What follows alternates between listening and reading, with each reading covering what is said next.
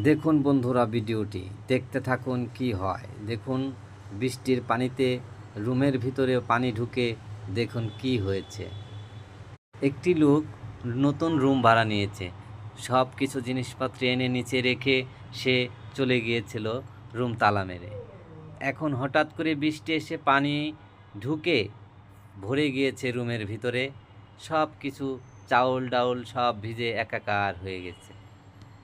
কি করার, চাউল ডাউল তো ভিজে গেছে, চাউল ডাউলকে বাঁচাতে হবে। পাশের রুমের একটি লোক তালা ভেঙে রুমে ঢুকে তখন সেই চাউল ডাউল ভিজে গিয়েছে, শুকাতে দিয়েছে চৌকির উপরে। তারপরে লোকটি যখন বাসায় এসে দেখে রুম তলিয়ে কি হয়েছে, পানিতে ভরপুর।